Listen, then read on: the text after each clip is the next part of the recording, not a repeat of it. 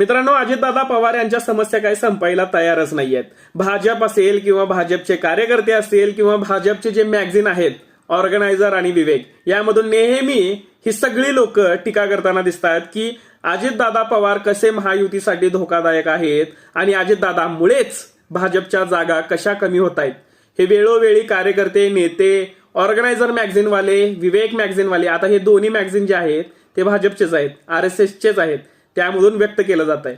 आणि अशामध्येच पिंपरी चिंचवड मतदारसंघामधून अजितदादांचे जवळचे नेते अजित गव्हाणे यांनी शरद पवार गटामध्ये प्रवेश केलेला आहे. आज आता प्रवेश करत असताना ते एकटेच गेले का?